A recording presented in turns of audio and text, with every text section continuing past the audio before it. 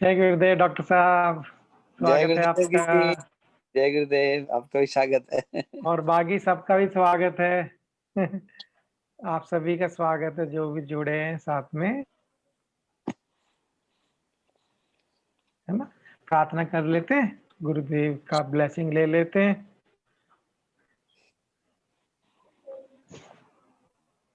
गुरु ब्रह्मा गुरु विष्णु गुरुदेवो महेश्वर, गुरु साक्षात् परम ब्रह्म, तस्मै श्री गुरवे नमः। तस्मै जय गुरुदेव। डॉक्टर साहब आप भी धन्वंतरी जी की प्रार्थना से शुरू करेंगे फिर। ओम नमामि धन्वन्तरिम् आदिदेवम् सुरासुरैर्बन्धितपादपद्मम् लोके जरारुग्भयमृत्युनाशम् दातारिमीशम् विविधौषधीनाम्। जय गुरुदेव। जय गुरुदेव।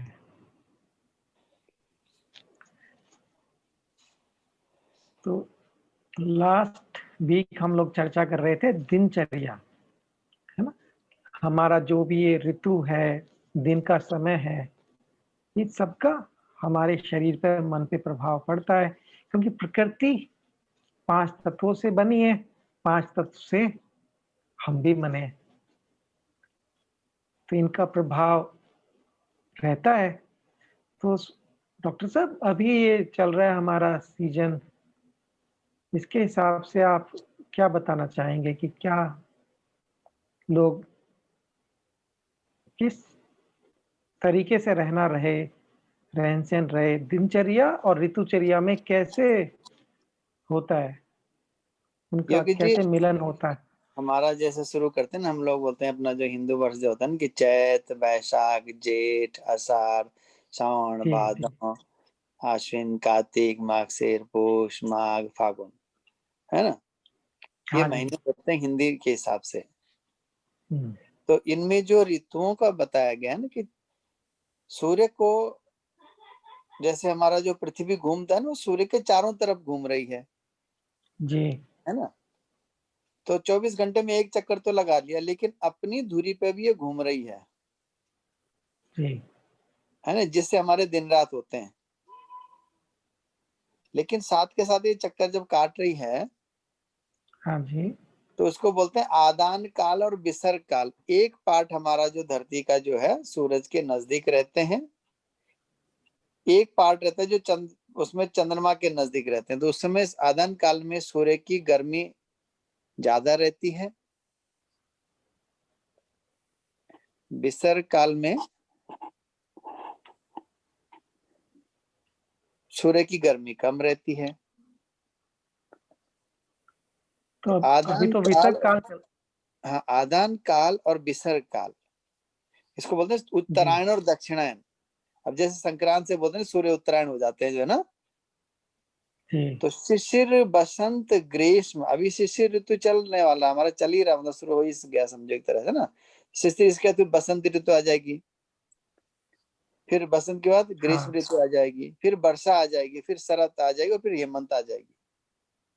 तभी हेमंत ऋतु के अंतिम पड़ाव में हम हैं और शिशिर ऋतु हमारी आने वाली है, फिर बसंत आ जाएगा। तो शिशिर बसंत ग्रीष्म वर्षा शरद और हेमंत, तो ये 6 ऋतुएं बताई गई योगी जी। 6 ऋतु बताई गई हैं। अच्छा। तो हेमंत ऋतु जो एकदम कड़ाके की सर्दी जो बोलते हैं ना, जी। हाँ, तो शिशिर और हेमंत ऋतु दोनों के लिए लगभग एक ही ऋतुचर्या बताएगी कि दोनों सर्दी का मौसम है। इसमें हेमंत ऋतु में जैसे बताया कि शरीर का बल श्रेष्ठ रहता, ये 2 ऋतु में बताया गया जी कि शरीर का बल सबसे उत्तम रहता है, जिसको प्राण शक्ति बोलते हैं ना। प्राण शक्ति अच्छी रहती है। सच। हाँ, और वर्षा में और इसमें जो है ग्रीष्म में सबसे कम रहती है, अच्छा, ये अपोजिट हो गए, वात कफ की एकदम से। तरह। हाँ, इसलिए बोलते हैं कि इस ऋतु में जो है खूब सारा जो है स्नेक मतलब चिकनाई वाली चीज भी खा सकते हो, मधुर अम्ल लवण रस का सेवन खूब कर सकते हो, तो, अच्छे से सेहत बना सकते हो, तो है इसलिए ना। अच्छे अच्छे नजर भी आते हैं ना इस ऋतु में तो। मिठाइयाँ हैं, गुड़ है, गुड़ की पट्टियां लोग खाते हैं आजकल, सब की इक्षुरस से बनी हुई वस्तुएं जो है खूब होनी चाहिए। तेल वगैरह का सेवन खूब कर सकते हैं, इसमें सब लिखा हुआ है। नया चावल ये भी खा तिल सक सकते हैं, जबकि बाकी तिल टाइम में बोलते सकड़ी। हैं कि चावल पुराना होना चाहिए। अच्छा अच्छा। इस टाइम पे नया तो वो सब क्या करते हैं, बल का आधान, ये टाइम बोलते हैं कि ये टाइम आपका पूरे साल भर की एनर्जी रिस्टोर करने का टाइम है। तो फिर ज्यादा मोटे नहीं हो जाएंगे हम लोग अगर हम खाएंगे? वजन का कैसे करेंगे? हाँ, उसके लिए तो बताएं कि थोड़ा थोड़ा व्यायाम करना चाहिए, और खास करके अब जो ये शिशिर ऋतु आ रही है, इसमें व्यायाम तो बताया कि जो है इसमें जो है हल्का हल्का थोड़ा एक्सरसाइज करना चाहिए। लेकिन जैसे बसंत ऋतु है उसमें खूब व्यायाम बताया गया कि उसको डिजोल्व करो, कि बॉडी में जो एक्स्ट्रा फैट है उसको निकाल दो। तो उसके साथ अच्छा, बताया कि भोजन के साथ साथ खूब एक्सरसाइज भी करना चाहिए। तो योगा करते रहना चाहिए, ये खा हाँ, पी रहे हैं तो थोड़ा योगा तो बनता है। ताकि बॉडी बन जाए, बॉडी बिल्ड का टाइम है एक्चुअली देखा जाए तो। हाँ, तो आप सभी नोट कर रहे हैं, अभी आप अच्छे से खाइए, डाइजेशन अच्छा रहेगा आपका, ऋतु आपके पक्ष में है। हाँ, अच्छे शरीर से। बल भी ज्यादा रहता है और अग्नि बल भी ठीक रहता है, क्योंकि जिस समय जो है ना इससे सब पच जाता है इसमें। इस समय खास हाँ करके जो उन्होंने बताया कि अभ्यंग जरूर करना चाहिए, बॉडी का मसाज, अभ्यंग है, उत्सादन है, सिर में तेल लगाना है, और स्वेटिंग के लिए जरूर बताया कि जो है स्टीम बॉक्स में जाके बैठ सकते हैं, नहीं तो जो स्टीम चेम्बर होते हैं उसमें बैठ सकते हैं। नहीं तो कुछ नहीं तो सबसे बढ़िया तरीका है घर में जैसे कुर्सी में बैठ गए और डबल बेड की चादर ओढ़ती है ना, चादर ओढ़ के बैठ जाओ और उसके नीचे जो है गर्म पतीले में पानी रख दो। आजकल तो वो आते हैं, क्या बोलते हैं उसको, ये जो प्लेट होती है इलेक्ट्रिक प्लेट जिसमें गर्म करते हैं, उसमें हाँ। हल्की पानी रख दो तो अंदर खूब अच्छे से भाप आ जाएगी, बढ़िया से स्वेटिंग हो जाता है। तरीके काफी हैं। जी अच्छा, जी उससे हो सकता है जी जी। कुकर को भी तो यूज कर लेते हैं, उसमें डाल के पाइप में भी देखा मैंने, कई हाँ, लोग कुकर यूज पे वो जो कर लेते पाइप हैं। आता है, पाइप लगा के उसके अंदर रख लो। लेकिन उत्तर भारत में आजकल काफी ठंड रहती है, उस समय उचित रहेगा ये? इस समय ठंड को जीतने के लिए ही स्नेहन स्वेदन बताया गया योगी जी। इससे जो है, अच्छा, ठंड को। हाँ, शीत का प्रकोप होता है ना इस समय, सीधा ठंड के कारण शीत का प्रकोप होता है, तो इसमें वात और कफ, कफ का संचय होता है और वात जो है बढ़ जाता है। वात और कफ में एक ही चीज अच्छा, कॉमन कफ है, का शीत संच। गुण। बाकी सारी क्वालिटी जो 20 गुण द्रव्य के आयुर्वेद ने बताए हैं, शीत उष्ण मंद तीक्ष्ण, है ना, गुरु कट वो जो है लघु, ये सारे जो 20 गुण बताए गए सारे वात और कफ में अपोजिट हैं। खाली एक गुण है कॉमन जो शीत गुण है, इसलिए शीत ऋतु में जो है वात और कफ दोनों का एक साथ जो है इम्बैलेंस होने के पूरे चांस होते हैं, कि मोटा भी हो सकता है और वात तो बढ़ेगा ही बढ़ेगा। इसलिए बताया हाँ, गया कि बात तो लगता है। मधुर रस का सेवन करो तो वात तो खत्म हो जाएगा, लेकिन अगर एक्सरसाइज नहीं करोगे तो कफ जरूर बढ़ जाएगा। इसलिए साथ के अच्छा, साथ एक्सरसाइज करना जरूरी है। तो ध्यान करना भी जरूरी है इस समय ना, ध्यान भी और अच्छे इसमें से कर सकते हैं। उष्ण जल का सेवन बताया गया योगी, जिस समय गर्म पानी जरूर पीना चाहिए, गर्म रजाई, गर्म कपड़े, ऊनी कपड़े, निर्वात स्थान में शयन होना चाहिए, कि जहाँ पे हवा ना हो ऐसी जगह पे एकदम गर्म हो, गर्म जगह में रहने के लिए बताया गया है। अच्छा, पानी पानी अगर हल्का ठंडा पिए तो वो नहीं उचित है इस समय? ना, इस समय बिल्कुल नहीं है, उष्ण जल का सेवन बताया गया है। हाँ, जिनका पित्त प्रकृति वो थोड़ा सा गुनगुना पी ले, बाकी लोग गर्म पिए, वात का फल है तो अच्छा मैं तो रहेगा। डॉक्टर साहब वैसे वही नॉर्मल ठंडा पानी पी रहा था, तो बदलना होगा मुझे भी। थोड़ा सा उष्ण अच्छा ले सकते। लगता हाँ, ठंडा पानी पीना अच्छा लग रहा था। हाँ, इसका अच्छा लगने का कारण ही होगी जो उसके पीछे, इसलिए तो बताया कि इस ऋतु में क्या होता है कि जैसे बाहर से जो अंदर से जो हमारी अग्नि बाहर को आती है, वो शीत के कारण हम्म, वापस लौट के अंदर चल जाती है, तो अग्नि इसमें तीव्र हो जाती है, इसलिए जो खाते हैं अच्छा। सब हजम हो जाता है। इसलिए इस समय अगर अच्छा भोजन, अगर आपने फूड की हाँ क्वालिटी अच्छी नहीं रखी ना, तो इसलिए पहले कहता है कि सबसे पहले तो भोजन को पचाता है, अगर उसको भोजन नहीं मिला तो सबसे पहले जो दोष है, विकार, उनको पचाएगा, उसके बाद ये धातुओं को पचाता है, तो उसके बाद अंत में प्राण को पचाता है। अच्छा, ऐसे ही श्रृंखला में चलता है। हाँ, तो इसलिए जो है इस ऋतु में डॉक्टर साहब क्या उपवास करना उचित रहता है? बिल्कुल उचित नहीं है। जैसे आप एकादशी वगैरह का फास्टिंग कर लेते एक आध दिन महीने में ठीक है, लेकिन लंघन तो ऑलवेज एडवाइजेबल, लेकिन कंप्लीट उपवास नहीं करना चाहिए अभी इस मौसम में, क्योंकि बिल्कुल बिल्कुल अग्नि जी। ज्यादा तेज है। पित्त पित्त का मतलब पित्त पित्त का जोर बोल सकते हैं नहीं है, जैसे हाँ आप वो बोले वात और कफ का अंदर है। अग्नि होती है ना, अग्नि धातुओं को जला लेगी, फिर नहीं तो अच्छा, वीकनेस आ जाएगी तो फिर। इसलिए खाना जरूर अच्छा है। जी तो इस बात से मुझे इतना समझ में आया कि हम इस ऋतु में अच्छे से खाएं, अच्छा योगा करें और ध्यान भी करें, क्योंकि और ध्यान से गुड़ का वात कम सेवन के लिए होगा, बोला है, योगा गुड़ से। का सेवन जरूर करें, गुड़ का सेवन जो है ना। हाँ गुड़ के गौरस सेवन से बताया क्या कि घी क्या दूध, लाभ होता घी दूध और गुड़ का सेवन जरूर बताया इसमें जो है ना। मधुर रस है योगी जी, इसलिए ना मधुर रस है, ये ऋतु ही मधुर रस के सेवन के लिए बताई गई है। है? अच्छा, मधुर रस इसमें अच्छा खाना चाहिए, हाँ है ना? मधुर अम्ल हम लवण मधुर रस स्निग्ध भोजन। तो मधुर खाएं और मधुर बोलें। जी जी अच्छा इसमें और बताइए योगी जी कि अभी इसका जो है अगरू का सेवन, जैसे हमने पहले दिनचर्या में बताया था ना एक बार, अगरू का गाढ़ा अच्छा, लेप शरीर हमारे में पास क्वेश्चन भी आया था। अगरू के बारे में बताएंगे आप थोड़ा सा? लोग नहीं समझ पाए थे, नोट नहीं कर अगरू पाए थे। एक हर्ब होती लोग है जानना चाहते हैं कहाँ, तो ये अगरू एक कहाँ हर्ब से होती है मिलेगा, हिमालय कैसे की। इस्तेमाल होगा, इसके बारे में थोड़ा सा बताइए आप। अगरू एक जड़ी बूटी होती है जो हिमालय पे मिलती है, लोग जी उसका धूप में इस्तेमाल करते हैं, बहुत ही अच्छा फ्रेग्रेंस उसका होता है, धूप में उसका इस्तेमाल होता है। ये ब्लड प्रेशर ये को मेंटेन करने में भी थोड़ा मदद करती है, इसका लोग यूज करते हैं। अगर का धूप जी, तगर अगर ये सब हिमालय में मिलते हैं। ये मिलेगा कहाँ से? लोग हिमालय तो ले नहीं पाएंगे क्या? हर जगह औषधि औषधालय में मिल पाएगा, या इसका जो कुछ? जड़ी बूटी जो हर्ब बेचते हैं उन पे शायद मिलना चाहिए ये, और कितना अच्छा, वायबिलिटी आज के डेट में देखना पड़ेगा, लेकिन जो शास्त्र में लिखा है कि अगर का लेप लगाते तो ठंड नहीं लगती। पहले देखोगे ना हिमालय में योगी जी कमंडल लेके बैठे हैं, लंगोट पहन के हिमालय में बर्फ में, ठंडी बर्फ में चल रहे हैं और हाँ अगर हाँ, का ऐसे लेप तो लगा के लगते चलते हैं, थे। कई आते, वीडियो वगैरह भी आते रहते हैं। हाँ तो अगर अच्छा, का लेप लगा अवेलेबल के है? चलते हैं। अच्छा, तो ठीक है। अगर की धूप से होते हैं। हाँ जब मिलती है शिशिर, शॉप पर? हाँ शिशिर ऋतु में वात थोड़ा और ज्यादा बढ़ जाता है, इसलिए थोड़ा एक्स्ट्रा केयर की जरूरत इसमें बताई गई है। बाकी हेमंत का और शिशिर का दोनों का एक ही ऋतुचर्या बताया, खास करके शिशिर में जब बताया गया ना कि कटु तिक्त कषाय रस और वातल द्रव्यों का सेवन नहीं करना है, और जो चीज अच्छा, जिसका तासीर ठंडा हो वो नहीं खाना चाहिए इस समय जो है। कटु तिक्त कषाय रस का सेवन नहीं होना चाहिए, या बहुत अल्प मात्रा में हो, अधिक मात्रा तो बिल्कुल नहीं होना चाहिए, ना हो तो बेस्ट है। और ठंडी तासीर वाली चीजों का सेवन इस समय नहीं करना चाहिए, ये आयुर्वेद कहता है। अच्छा, ये बोलता है हर दिन। जी जी ठीक है, तो इसमें इससे रिलेटेड और अवॉइड क्या क्या करना है इसमें? ये सब है स्पाइस। हाँ इससे ये जो है ना कटु तिक्त कषाय रस का जो सेवन नहीं करना चाहिए, प्लस तो ये जिस चीज इसमें का तासीर ठंडा इसको है, मतलब ठंडी तासीर वाली चीजें। आ, आ, आम भाषा में आप इसको क्या बता पाएंगे? क्या चीजें अवॉइड करें?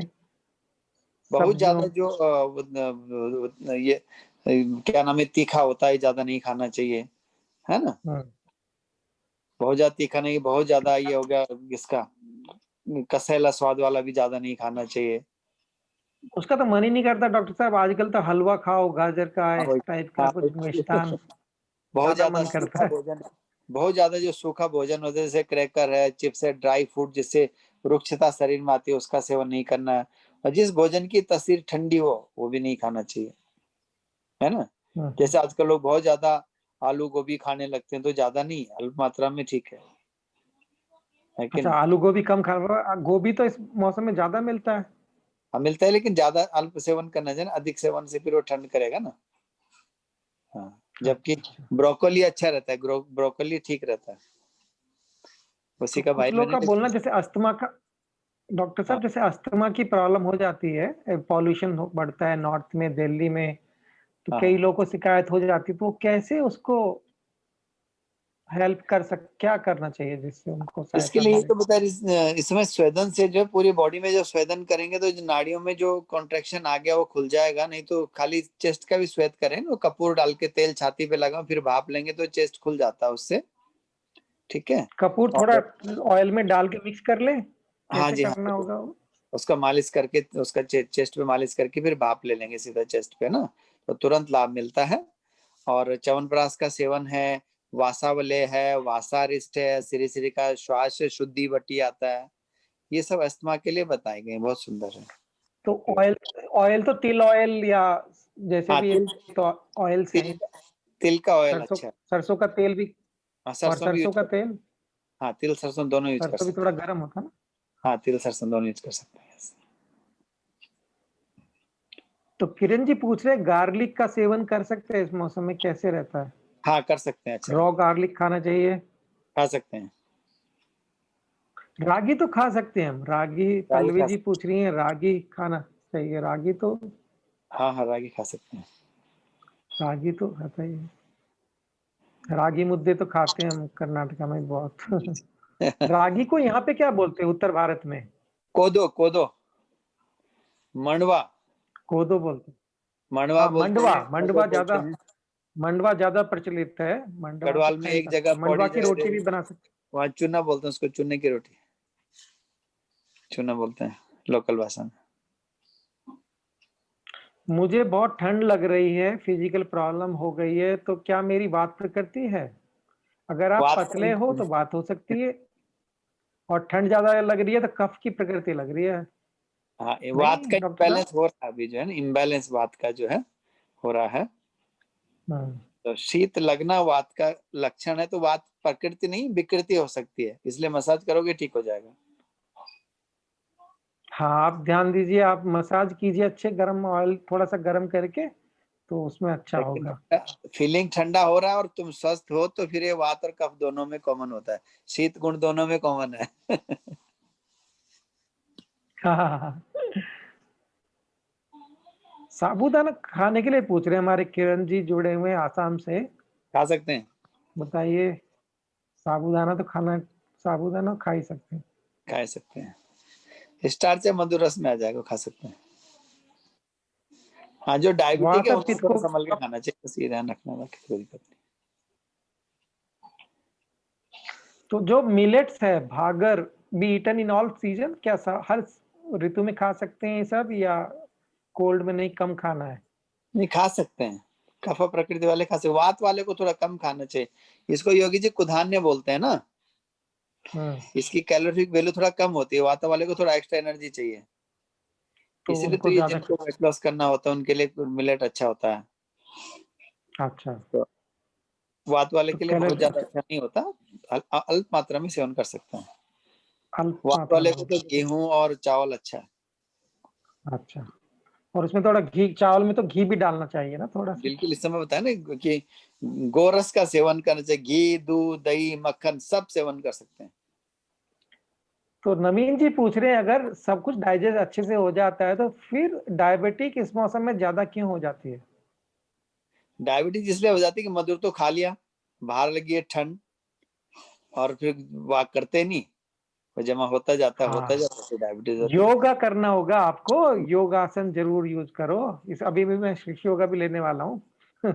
अगले अभी 14 तारीख से। जी जी तो आप योगा अच्छे से करो, कुछ करो, एक्टिव रहो, एक्टिव बॉडी को जितना हम खा रहे उतना उसको एस्टिमुलेट भी करना है, मतलब शरीर में यूज भी करना है उसको। मेरे पास एक पेशेंट थे योगी जी, बल्कि आपसे ही सीखा उन्होंने योगा, वो बता रहे थे कि उनके सारे परिवार में सब डायबिटिक हैं, केवल अकेले वो हैं जिनको डायबिटीज नहीं है, and is fit and fine, yoga करते हैं रेगुलर। मैं नाम भूल गया पेशेंट का भी। हाँ हाँ, वो कोई बात नहीं, तो योगा भी करना जरूरी है। आप खाएं अच्छे से, योगा करें, ऑयल मसाज लें, तो फिर अच्छे से हो जाएगा। राइस अच्छा है, चपाती, अगर आप नॉर्थ में हो तो चपाती खा लेना। अभी जी, राइस खाने में इतना मजा नहीं आएगा आपको नॉर्थ जी। में। लेकिन अगर आप मध्य भारत में हो या साउथ में हो तो राइस भी चलेगा। डॉक्टर साहब आप क्या बोलते हैं? मुझे ऐसा लगता है। हाँ बिल्कुल सही सर, उसमें कहते हैं ना कि देश काल प्रकृति के अनुसार चलना चाहिए। तो यहाँ पे समशीतोष्ण जलवायु रहता है साउथ में, तो यहाँ पे लोग खाते हैं रात को राइस, तो ठीक होता है, उनको सूट रहता है। न ज्यादा ठंडा है न ज्यादा गर्म है, अच्छा, समशीतोष्ण बोलते हैं। तो मान लो डायबिटिक हो गई, इस मौसम में अच्छा खाना है, तो क्या क्या खाएं, वो कैसे ज्यादा खाएं, क्योंकि हर चीज से तो मुश्किल होगी अच्छा ज्यादा खाने से। योगी जी, पहले क्या होता है कि जो डायबिटिक पेशेंट होता था ना, वो क्या करते कि जैसे भोजन तो कर लिया, खाने के बाद बैठते नहीं, थोड़ा टहलते थे। तो खाने के बाद टहलने से क्या होता है कि जो अच्छा। एक्स्ट्रा शुगर है वो खर्च होके एनर्जी बन जाता, तो दे फील एनर्जेटिक और शुगर स्टेबल रहती थी। जबकि होता क्या है कि डायबिटिक जैसे खाना खाता है, खाने के बाद सडनली शुगर बढ़ जाती है, तो दे फील ड्राउजी, क्योंकि बॉडी के लिए एक तरह की इमरजेंसी सिचुएशन हो जाती है। तो उसको बैलेंस करने में पूरा एनर्जी लग जाता है, तो पूरी थकान सुस्ती हो जाती है। और जबकि खाने के तुरंत बाद चंक्रमण बोलते हैं टहलो, तो उल्टा होता है, एनर्जी बढ़ जाती है, शुगर स्टेबल हो जाती है। हमारी पुष्पिता जी पूछ रही हैं, है ना, त्रिपुरा से जुड़ी हैं, दलिया ओट्स खा सकते हैं क्या? दलिया तो खाना चाहिए जरूर। हाँ खा नहीं, सकते हैं ओट्स भी। जी। ओट्स दूसरे भी थोड़ा जैसे वैसे मीठा होता है ना। सरडरस भोजन पे जब हमने बात किया था योगी जी ने, बहुत गूढ़ रहस्य इसके पीछे कि जब हम पांचों उंगलियों को मिला के भोजन खाते हैं और मधुर रस से शुरू करते हैं, तो हमारे सिस्टम को पता होता है कि हमें कितनी कैलोरी चाहिए, तो उतनी मात्रा में ही अच्छा। कैलोरी एब्जॉर्ब करता है, बाकी सब निकल जाता है। लेकिन जब हम उल्टा सीधा खाते हैं, ध्यान टीवी पे है, कहीं बिजनेस पे है या किसी उस पे है, तो फिर वो रस जो है सम्यक मात्रा में नहीं निकलते, या तो ज्यादा मात्रा में निकल जाते हैं या कम मात्रा में निकलते हैं। दोनों स्टेट में जो है उसका एब्जॉर्प्शन भी प्रॉपर नहीं होता, हो गया तो उसका एसिमिलेशन प्रॉपर नहीं होता, एसिमिलेशन हो गया तो कहीं ना कहीं ज्यादा मात्रा में हो, तो फिर कहीं जाके विकार पैदा करता है। तो ये जब लगातार चलता रहता है तभी विकार होते हैं। इसलिए भोजन के साथ अवेयरनेस के साथ कभी आपकी बॉडी एक्स्ट्रा शुगर एब्जॉर्ब करेगा ही नहीं, अगर आपने एक खजूर से शुरू किया भोजन, या जो डायबिटिक नहीं है तो अपना गुड़ से एक टुकड़ी गुड़ लेके शुरू कर सकते हैं, और फिर आप देखना ये कि आपका जरूर बॉडी। नोट कर लें सब लोग, हाँ आयुर्वेद के हिसाब से डॉक्टर साहब बहुत अच्छे से बता रहे हैं, पिछली बार भी बताया था, वापस रिपीट कर रहे हैं। आप मधुर रस से शुरू कीजिए खाना और मधुर रस से एंड कीजिए लास्ट में, तो कसाई रस फिर सही मात्रा। एंड विथ कसाय से करना है, कसाय। जी। हाँ, तो मधुर से शुरू करके कसाय से समाप्त करें, तो आपका खाना सही मात्रा में जाएगा। और उसके बाद थोड़ी वॉक करना है, फिजिकली योगा करना है, थोड़ा एक्सरसाइज करना है, तो फिर वो एसिमुलेट अच्छा होगा, उसकी ऊर्जा को आप सही से इस्तेमाल कर पाएंगे, आप भी चुस्त रहेंगे, तंदुरुस्त रहेंगे। शायद इसलिए बोलते रहेगा फिट हम, तो रहेगा बाहर इंडिया फिट। हाँ, डॉक्टर साहब पर्सनल गाइडेंस देते हैं, डाइट बता देते हैं, उसका लिंक मिल जाएगा आपको ग्रुप में, कंसल्टेशन होगा उसमें। वो प्रॉपर डॉक्टर साहब के बारे में बता दूं, नाड़ी परीक्षा में बहुत बहुत उनके ऊपर आशीर्वाद है, ब्लेसिंग है, कि आप वहीं पे बैठे हैं, जहाँ पे बैठे हैं, उनसे आप फोन पे बात करेंगे। कैसे करते हैं आप? जूम से करते हैं, फोन से होता है डॉक्टर साहब? आप फोन से करते हैं, व्हाट्सएप वीडियो फेस टाइम से करते हैं, जूम अच्छा, से भी फेस करते हैं। टाइम वीडियो से कॉल होगा, और आपको कुछ बताना नहीं व्हाट्सएप होगा, डॉक्टर साहब आपकी हेल्थ कंडीशन क्या चल रही है सब आपको गाइड करेंगे वहीं से बैठे बैठे। तो ये इसको बोलते हैं दूत नाड़ी। दूत नाड़ी के एक्सपर्ट हैं डॉक्टर साहब, आप जहां भी इंडिया में बैठे हैं उनसे अपना पर्सनल परामर्श ले सकते हैं, है ना प्रियंका? तो आप कर पाओगे सभी लोग। जो हेमंत और शिशिर ऋतु की बात हो रही थी, है ना, इसमें मसाज हमको करना चाहिए, क्योंकि हवा ज्यादा चलती है, वात का प्रकोप रहता है, पित्त अच्छा रहता, अग्नि बनी रहती है, उस खाने को हम खाएं अच्छे से, जो भी हम खा सकते हैं। और इसके बाद आएगी ऋतुचर्या में वसंत ऋतु,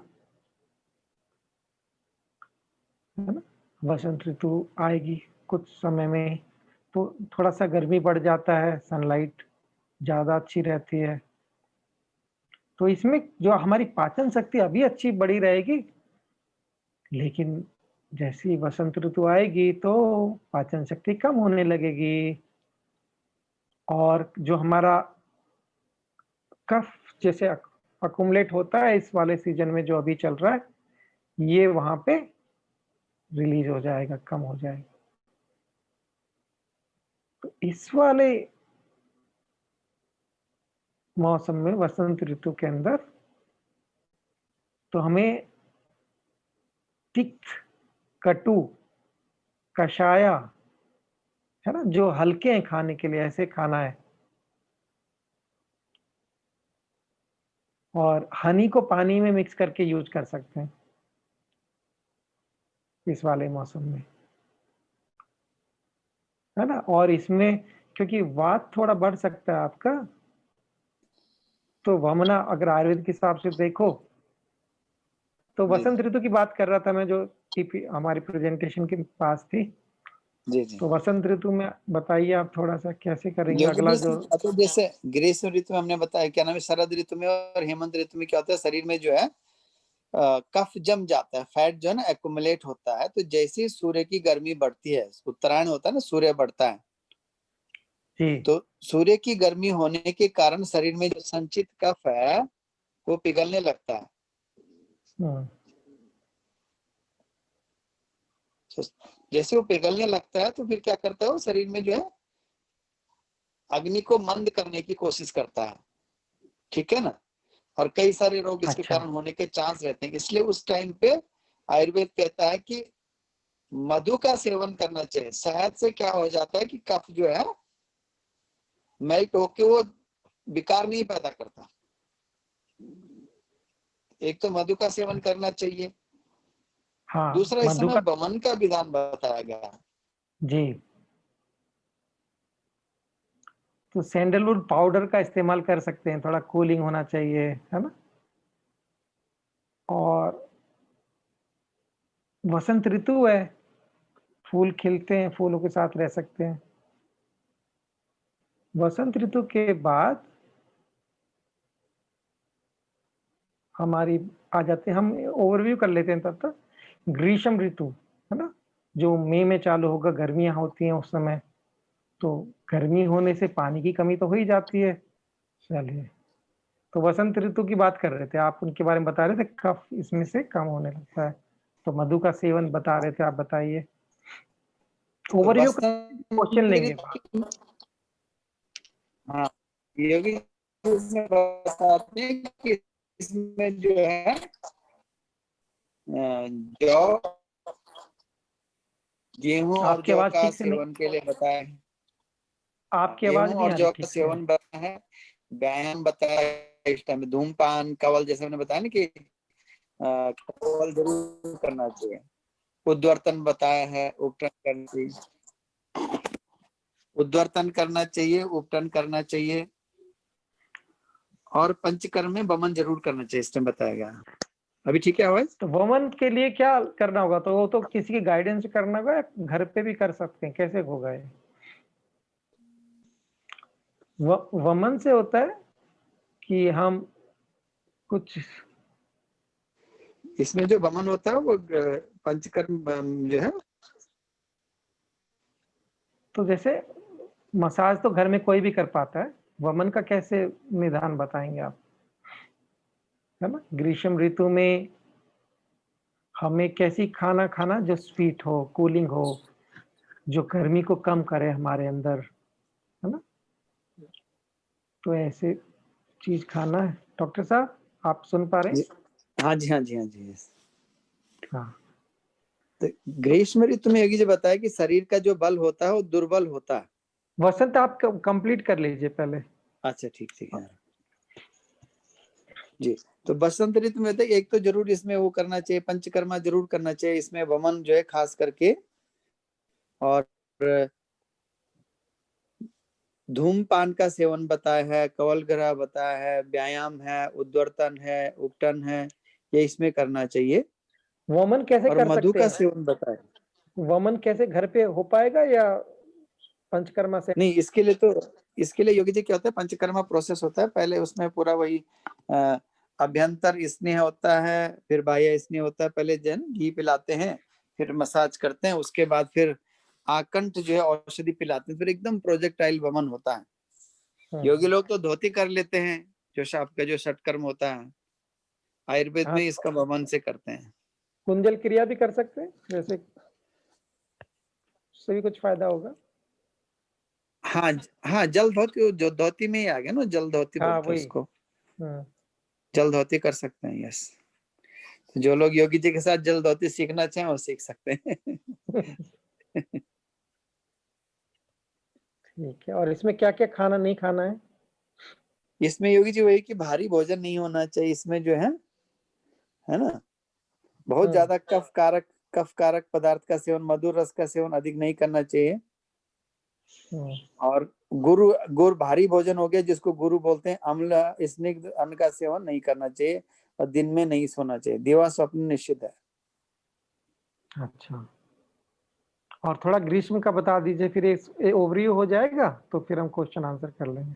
जी, तो ग्रीष्म ऋतु में योगी जी बोलते हैं कि शरीर का बल दुर्बल होता है, कि सूर्य जो है बहुत तेज रहता है, इसमें क्या करता है कि पूरी जो पृथ्वी है वो गर्म होने लगती है, तो वो बाहर से हवा को खींचती है अपने को ठंडा करने के लिए।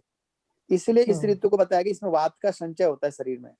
ग्रीष्म में जैसे हम पंखा चलाते हैं ना, तो बोलते हैं हवा खा रहे हैं, तो एक्चुअल में ही हवा खा रहे होते हैं, तो वात का संचय होता है उस टाइम पे। इसलिए ग्रीष्म ऋतु में जो है मधुर अम्ल लवण रस का सेवन बताया गया, कि मधुर, खास करके मधुर रस का सेवन करना चाहिए, और शीत पदार्थ जो ठंडा कर शरीर को ठंडक पहुंचाए, ऐसे अन्न और आहार का सेवन करना चाहिए। और इसमें दिन में थोड़ा सा आराम करने को बताया गया, जबकि इसमें क्या बोलते हैं इसको, बसंत में भी मना किया गया और वर्षा ऋतु में भी मना किया। खाली ग्रीष्म में बोले कि दिन में थोड़ा सा घंटा 2 घंटा आराम कर सकते हैं, अच्छा, इसमें आराम कर लेना चाहिए, कर लेना चाहिए। उससे क्यों ऐसा बोला गया? ताकि रेस्ट से क्या होगा, वात सेटल हो जाएगा, क्योंकि बॉडी में जो है लगातार वात एक्युमुलेट हो रहा है। अच्छा, और रात्रि को भी गर्म होता है, इसलिए बताया कि चंदन का लेप लगा के रखें शरीर पे, इससे भी ठंडक पहुंचेगी। और शीत ग्रह जो है, शीत ग्रह में जो है निवास के लिए बोला गया, कि आप जो है इसका क्या नाम, ये एयर कंडीशन जिसको आज की डेट में बोलते हैं, उसका सेवन कर अच्छा। सकते हैं जी आप जो है। हाँ, गर्मी और में तो और अवॉइड करना ही पड़ता मोती मणि का धारण करने को कहा गया है, जिसमें कि मुक्ता मणि का सेवन करेंगे। मोती मणि जो होती है पहनने मात्र से ठंडक पहुंचाती है। आप तो खूब है। पहनते थे अच्छा। मोती मणि जो जब आश्रम में।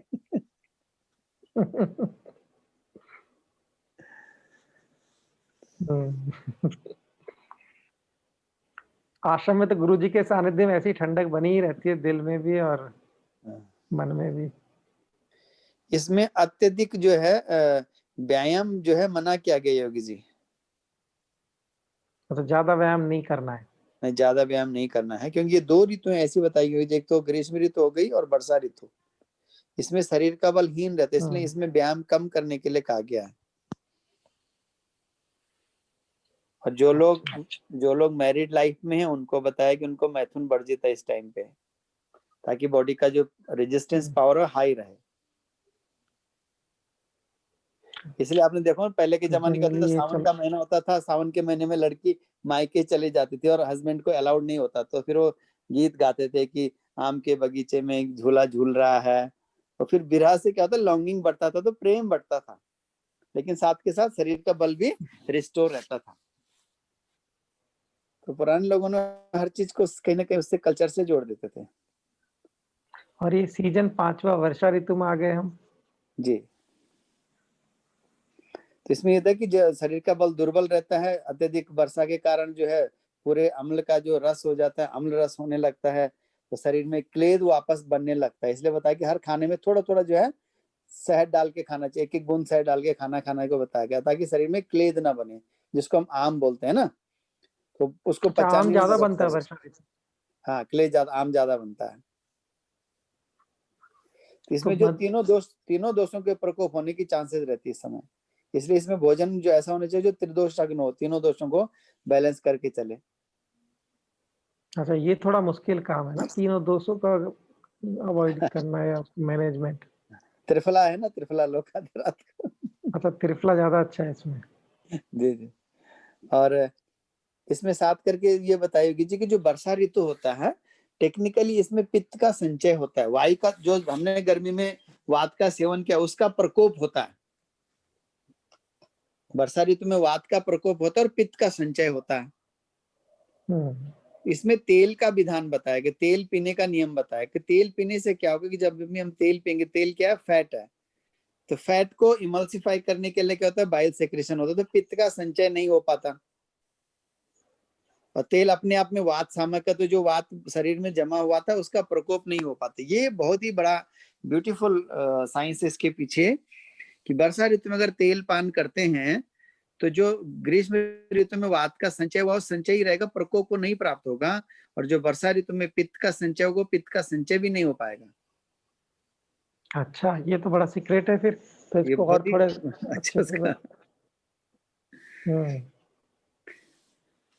और इसमें मधु का सेवन बताया कि मधु का सेवन अत्यंत हितकारी, इसलिए पानी में थोड़ा थोड़ा करके पीता रहना चाहिए। और जल को भी तो बताया कि उससे वर्षा पित्त के जल को उबाल के यूज करें। हम्म। बाकी शरीर को उपटन है, माला वगैरह का सेवन करना चाहिए। दिन में नहीं सोना चाहिए, बहुत ज्यादा व्यायाम नहीं करना चाहिए, बहुत ज्यादा धूप का सेवन भी इस समय नहीं करना चाहिए।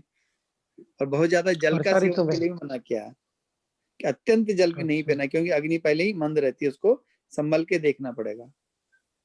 अच्छा, शरद ऋतु के बारे में थोड़ा बता दीजिए, फिर हाँ, क्वेश्चन इसके आंसर बाद आ लेंगे जाती एक है दो। कि शरद ऋतु में क्या होता है कि जैसे वर्षा में पित्त का जो संचय है उसका आगे प्रकोप होने लगता है, इसलिए इस ऋतु में जो भोजन ऐसा होना चाहिए कि सहसा जो है पित्त सहसा कुपित हो जाता है, प्रकोप होने लगता है। हम्म। इस ऋतु में जो है मधुर, लघु, शीत, तिक्त तथा पित्त शामक अन्न पान का सेवन करना चाहिए।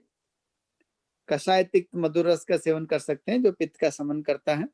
और गेहूं है, चावल है, इसका सेवन कर सकते हैं। साथ में जो बताया इसमें घृत पान का विधान बताया गया योगी जी, खास करके जो तिक्त घृत है, तिक्त घृत नहीं तो सिंपल घृत पान भी कर सकते। और इसमें विरेचन और रक्त मोक्षण खास करके बताए गए हैं। और धूप का सेवन करने को कहा गया, इसमें धूप सेवन कर सकते हैं आप, ठंडी लगती है तो आप जो धूप सेक सकते हैं। अच्छा, इस ऋतु में बहुत ज्यादा फैट, घी छोड़ के बाकी फैट अलाउड नहीं है, मतलब घी ले सकते हैं, बाकी फैट जो उनका सेवन नहीं करना चाहिए। बहुत ज्यादा एक्वेटिक एंड मार्सीलैंड का खान पान नहीं खाना चाहिए। दही का सेवन, दिवा स्वप्न मतलब दिन में सोना, ये सब वर्जित है शरद ऋतु में। जी। ठीक है, ये तो ओवरऑल बात हो गई कि इस वर्षा ऋतु से। और दिनचर्या तो सेम रहेगी डॉक्टर साहब, उसमें कुछ चेंज आता है कि हर एक ऋतु में कुछ? हाँ, दिनचर्या में जैसे योगी जैसे दिन में घंटे का फर्क होता है, आधा एक घंटा आगे पीछे थोड़ा हो जाता है। जो ब्रह्म मुहूर्त का समय है वो थोड़ा आधे घंटे आगे पीछे शिफ्ट हो जाता है बस। अच्छा, ठीक है, तो और अभी अन्न कुछ पान में भी क्वेश्चन ले। इसमें बोलते हैं ना पादांशिक क्रम, एक ऋतु का छोड़ा दूसरे का अपना है, थोड़ा धीरे से जो है सेवन कर सकते हैं। अब जैसे सर्दी में बता दें कि आप खूब सारा गुड़ भी खाओ, मिठाइयां भी खाओ, दूध की चीजें भी खाओ, सडनली बसंत आने लगा तो इसको धीरे धीरे छोड़ो और इधर मधु का सेवन शुरू कर दो, गुड़ की जगह मधु लेना शुरू कर दो। तो जैसे बसंत ऋतु मधु का सेवन करोगे तो शरीर में जितना कफ जमा हुआ है सब छट के निकल जाएगा शरीर से, तो कोई बेकार नहीं पैदा होने देगा। ऐसे गर्मी ऋतु आती आती उसको मधु को बंद करके फिर मधुर अम्ल उसमें जूसेस पे आ जाओ, फिर मीठे मीठे जूस, शरबत जिस बोलते हैं ना, शरबत बोलते हैं ना, क्या बोलते हैं इसका, हाँ, शरबत, तो शरबत पे शरबत, आ जाओ। शरबत क्यों लेते हैं उस समय? उससे वो ठंडक देता है ना, ठंड करता है, कूलिंग। कूलिंग। और डायबिटिक वाले कैसे कर सकते हैं? वो तो शरबत ऐसा। हाँ, डायबिटिक वाले के लिए थोड़ा चैलेंजिंग तो है, उनके लिए शरबत बनाने की विधि आजकल वो आता है ना, स्टीविया आता है, स्टीविया, मीठी तुलसी बोलते हैं, मीठी तुलसी का ले सकते हैं। अच्छा, ठीक है। अच्छा, दूसरा योगी जी डायबिटीज वालों के लिए ना, पहले क्या बोलते हैं कि कई लोगों को क्या होता है कि खाने की आदत है लेकिन कितना स्वीट आपने खाया और कितना आपका बॉडी ने एब्जॉर्ब किया, वो डिपेंड करता है कि आपका टेस्ट बड कितना एक्टिव है। पहले एक चूर्ण आता है, आयुर्वेद में आता है, गुड़मार बोलते हैं उसको, गुड़मार के पत्ते। हम्म। अभी कभी आप खा के देना खाओगे तो फिर स्वीट का टेस्ट पता ही नहीं लगता। हाँ, वो मैंने खाया था एक बार, आप हमारे वहां में ही था ना, हर्बल गार्डन में। जी जी। तो खाने के बाद अगर उन्होंने कहीं मीठा खा भी लिया तो उसके लिए पूरा एंजाइम नहीं सिक्रीट होगा, तो वो बहुत अच्छा, ज्यादा एब्जॉर्ब एंजाइम भी नहीं। सीक्रेट नहीं होता? हाँ, वो एंजाइम तो है सिक्रीट खाने, नहीं होगा तो एब्जॉर्ब नहीं होगा। वो तो है तो मैकेनिकल जब खा। प्रोसेस है ना पूरा, जितनी मात्रा में एंजाइम सिक्रीट होगा उतना ही तोड़ के एब्जॉर्ब होगा, जब एंजाइम सिक्रीट नहीं होगा तो एब्जॉर्ब नहीं होगा। नहीं, वो तो खाने में भी ऐसा लगता है जैसे आप मट्टी खा रहे हो फिर। जी जी। टेस्ट आता ही नहीं कुछ भी बिल्कुल। टेस्ट नहीं आता उससे, हाँ, गुड़ मार बोलते हैं इसको। और मीठी तुलसी, आजकल स्टीविया बोलते हैं उसको, मीठी तुलसी, तो 2 पत्ते जो 1 कप चाय के लिए बहुत होते हैं। ये अच्छा, ये सब इस्तेमाल कर सकते हैं जो अपने जी स्टीविया है। जी जी जी। चलिए फिर क्वेश्चन आंसर शुरू करेंगे। एक जी जी 30 सेकंड एक बार क्वेश्चन असिमुलेट कर लेते हैं। जी जी।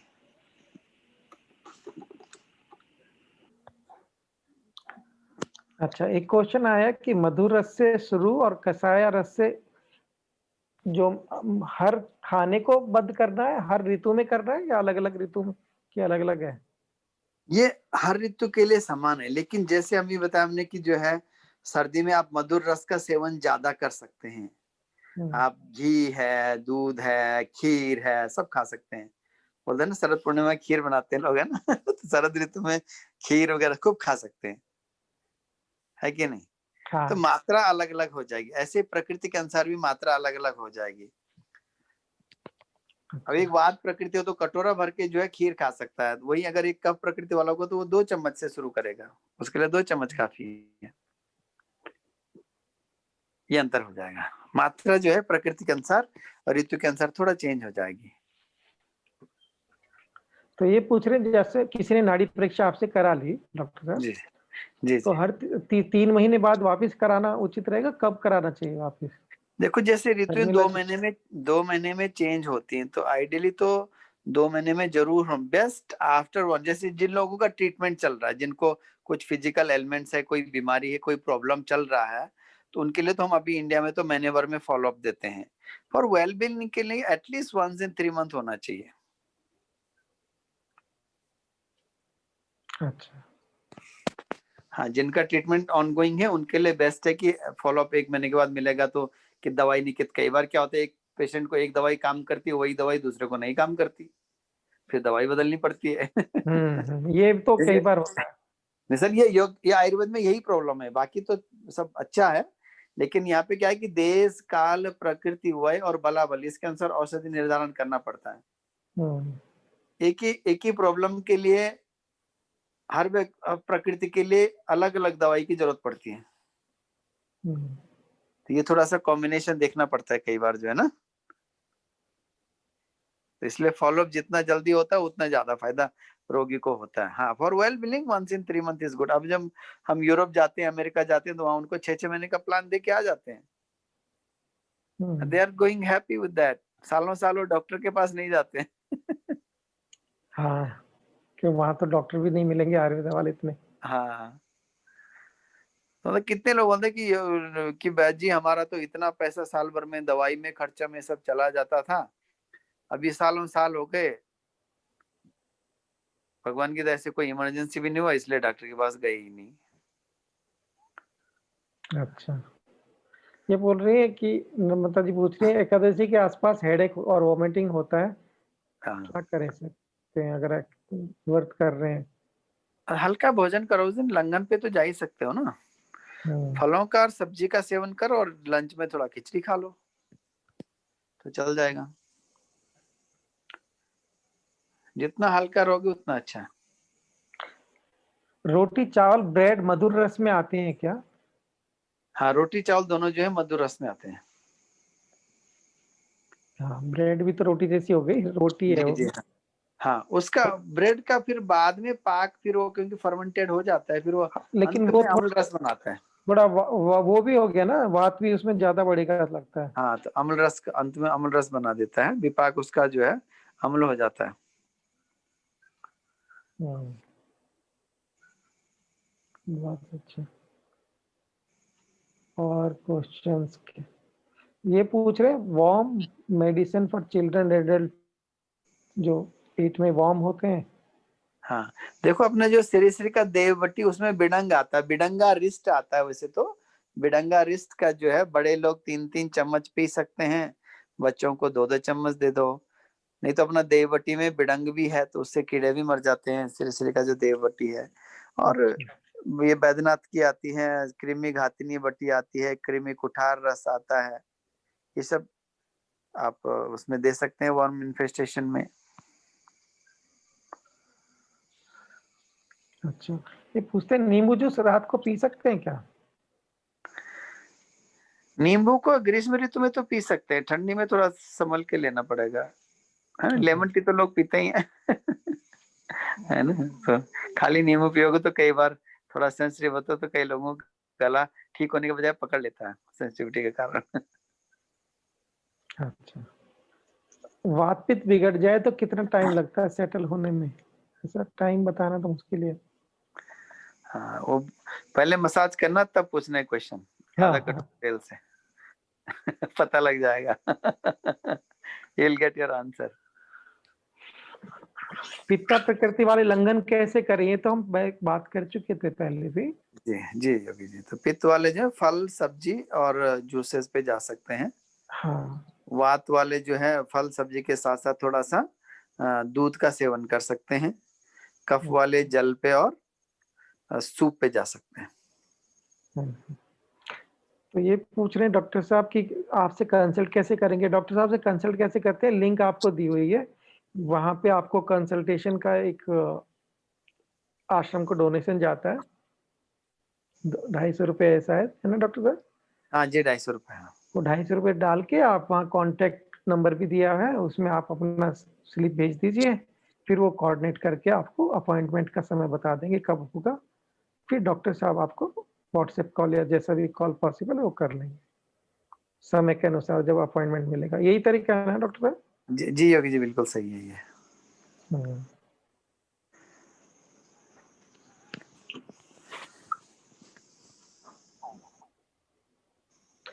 पित्तावात दोनों के अभ्यंग कौन से तेल से करना चाहिए? आप कोई भी ऑयल से कर सकते हो, ऑलिव, है ना? सनफ्लावर, सबसे अच्छा तो कोकोनट पित्त के लिए थोड़ा अच्छा रहता है। वात के लिए तिल और का, वात और कफ के लिए तिल का तेल अच्छा है। नहीं तो अभी जो सर्दी का टाइम है, सिरसिरी का चीर वाला तेल है, नारायण तेल है, पिंड तेल है, बॉडी ऑयल है, ये सब यूज कर सकते हैं।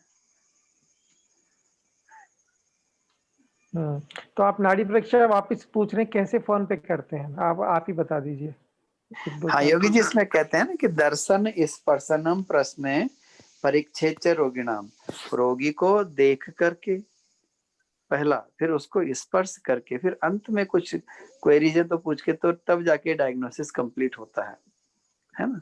तो पहले तो रोगी हमारे पास चल के आता है, नाड़ी पे हाथ रख के हम वात पित्त कब देख लेते हैं। अभी हमें जो दूत नाड़ी में क्या होता है, इसमें भी हम रोगी को बोलते हैं आप भी आंख बंद करके बैठो, यहाँ भी हम ध्यान में बैठते हैं। तो ध्यान में जितना भी डाटा उनकी, क्योंकि हमारी बॉडी में जो भी फिजियोलॉजिकल एक्टिविटीज हो रही हो हमारे ब्रेन नर्वस सिस्टम में स्टोर होती हैं।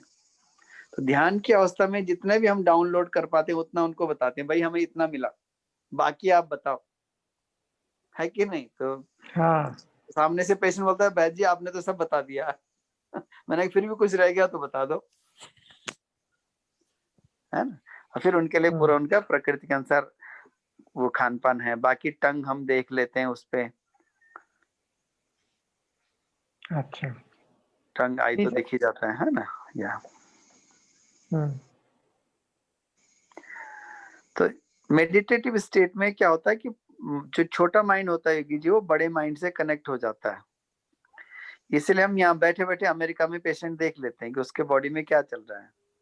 हाँ, मैं बता तो चाहता हूँ, धवनी जी बोले लोके जी से start your meal with madhur ras and end with kashaya, so how to make this kashaya. हाँ, ध्वनि आशा हमारी वरिष्ठ होते हैं पुरानी आश्रम ना, हाँ, वाली थी, डिकॉक्शन। आर्किटेक्ट, बहुत हाँ पुरानी, है ना? जी जी। हाँ जी, ध्वनि बताइए डॉक्टर साहब, कषाय नहीं समझ पाएगी। हाँ, कसाई जो जैसे हम लोग आजकल बोलते हैं कि शाम को कई लोग ग्रीन टी लेते हैं या हर्बल टी जो लेते हैं ना बाद में, वो हर्बल टी कसाई तो है। या आशा वरिष्ठ लेते हैं, वो भी कसाई। जितने भी डिकॉक्शन है सब कसाई तो है सब। ये कषाय रस है ना? ये हाँ समझने की जरूरत है, उसका हाँ स्वाद कषाय है। जी, उसका इम्पैक्ट भी बॉडी में, कसाई रस जो होता है ना, वो लाइटनेस लाता है, वायव्य गुण को थोड़ा बढ़ाता है। इसीलिए तो भोजन के तुरंत बाद जो कब बढ़ जाता है, वो कसाय रस से खत्म होके जो है वायव्य में चला जाता है, तो लाइट हो जाता है। इसलिए आसवरिष्ठ में हल्का सा अल्कोहल भी थोड़ा वायव्य गुण होता है, एकदम से लाइटनेस लाता है। इसलिए जो होम्योपैथिक मेडिसिन देते हैं किसी अल्कोहल बेस में देते हैं, तो उसमें जो वायव्य गुण होता है, वो वायव्य गुण के कारण एकदम से पूरी बॉडी में फैल जाता है, तो क्विक अच्छा, वो रिजल्ट फैला होता है। देता है। तो कोकोनट ऑयल जो लेना है वो हर सीजन में ले सकते हैं? राधिका जी पूछ रही है हमसे।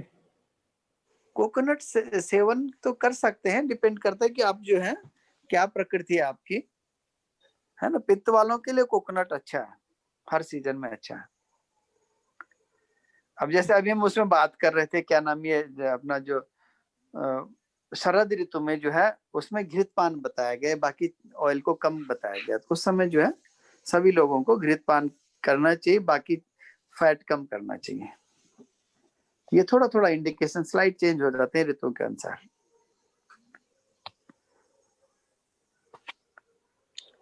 ये बोलते हैं we should not drink water immediately after the food, है ना। हाँ, भोजन के तो तुरंत हर्बल टी पहले और वगैरह क्या? तुरंत बाद जल का सेवन नहीं करना चाहिए। उससे क्या होता है, अग्नि मंद हो जाती है और भोजन पूरी तरह से नहीं पचता और आम बनाता है।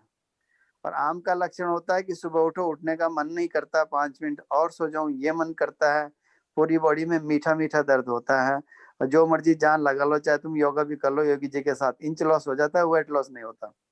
ये आम अच्छा। का लक्षण है। इसलिए आम भगाने के लिए सोते समय गर्म पानी का सेवन और 5 दिन खिचड़ी के विधान से तुरंत आम भाग जाता है।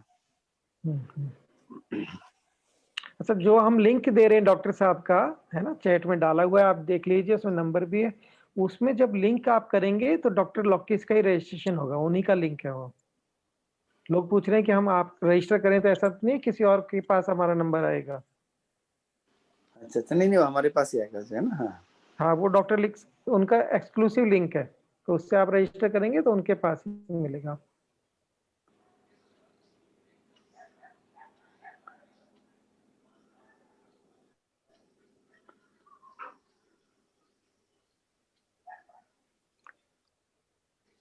और क्या था? हार्ट हार्ट के लिए डायबिटिक वाले क्या खाएं? मैक्सिमम हार्ट अटैक जनवरी फरवरी में होते हैं, शरद ऋतु में। हाँ, शरद ऋतु खत्म होते जैसे बसंत की तरफ बढ़ता है, उसी टाइम पे बिल्कुल सही पहचाना आपने। इसीलिए इस टाइम पे बताया गया कि एक तो मधु मधु का सेवन शुरू कर दें, हनी को लेना शुरू कर दें, और मिठाइयां बंद कर दें, मधुर रस का सेवन बंद कर दें, और बहुत ज्यादा ऑयली ग्रीजी फैटी बंद कर दें, और मधु लेना शुरू कर दें, हनी। उष्ण जल का सेवन थोड़ा थोड़ा लेते रहें, और वमन जरूर करें। अच्छा। और अर्जुन औषधि के रूप में अर्जुन का सेवन कर सकते हैं। श्री श्री का नव हृदय कल्प है। हाँ, नवहृदय तो बहुत अच्छा है। जी योगी जी। हाँ।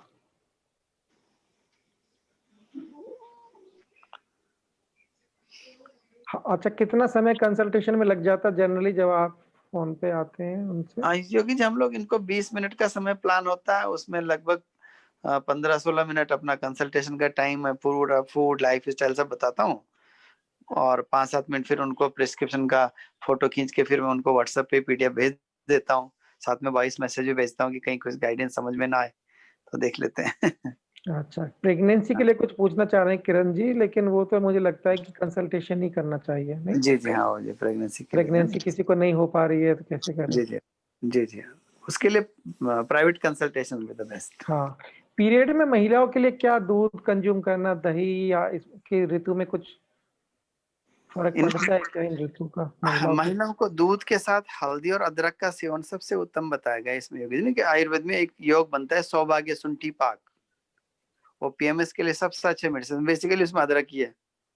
अच्छा। हल्दी अदरक अगर वो नियमित सेवन करते हैं तो पीएमएस का प्रॉब्लम नहीं होता। दूसरा, डिल सीड बोलते हैं, सुआ का बीज, डिल सीड अगर वो शुरू करते हैं पीरियड शुरू होने से 2-3 दिन पहले, तो जो क्रैम्प्स हैं, पेन्स हैं, डिस्कम्फर्ट है, वो नहीं होंगे। हम्म। और आजकल सिर से तत्व का अपना प्रदर शामक वटी भी है, सिरप भी है, शतावरी है, और अशोकारिस्ट मिलता है, इसके लिए अशोकारिस्ट का सेवन कर सकते हैं।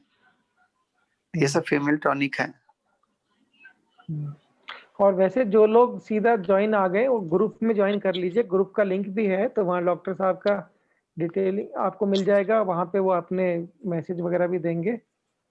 जो हमारा ग्रुप है इसमें जिसके थ्रू ज्वाइन हो रहे थे उसमें आप ज्वाइन हो जाए, लिंक है उसका वहाँ पर। और ये बोलते प्रेगनेंसी मतलब कंसीव करने के लिए कौन सा अच्छा महीना होता है, ऐसा कुछ है समय उचित? कंसेप्शन के लिए भी ऋतुओं के अनुसार उसका पूरा प्रोसेस होता है। वैसे तो उसका जो है गर्भाधान संस्कार से लेकर के आयुर्वेद में बहुत डिटेल में इसमें है, बट बेस्ट तो सीजन ये होता है कि जो इस समय शरीर का बल उत्तम है। सीधे सीधे बात है योगी जी, अगर बीज अच्छा होगा तो फसल भी अच्छी होगी, है कि नहीं? तो ग्रीष्म ऋतु में और वर्षा ऋतु में तो मैथुन को निषिद्ध बता दिया है सीधे आयुर्वेद ने। बोला कि इसमें चुंबन आलिंगन कर सकते हैं ताकि प्रेम बना रहे, मैथुन निषिद्ध किया है। तो ये ऋतु तो गर्भाधान के लिए अच्छा नहीं है, बाकी ऋतु में जो है मर्यादित कर सकते हैं। ये प्रथमेश जी पूछ रहे हैं, उनको मेमोरी लिस्ट बहुत हो गया है, 29 से शुरू हुआ 40 ईयर तक काफी मेमोरी लेस हो चुका है, क्या कर सकते हैं इसमें? निश्चित परामर्श भी ले सकते हैं, और जब तक अपना सिर से तत्व का मेदे रसायन और ब्रह्मी का सेवन कर सकते हैं, निश्चित लाभ होगा। साथ में सिरो अभ्यंगम ने बताया कि हेड मसाज से बहुत फर्क पड़ता है। सर में जब बात बढ़ जाती है ना, तो तभी जाके फिर मेमोरी लॉस, डिमेंशिया ये सब होने लगता है, स्लीप प्रॉब्लम, न्यूरोलॉजिकल प्रॉब्लम।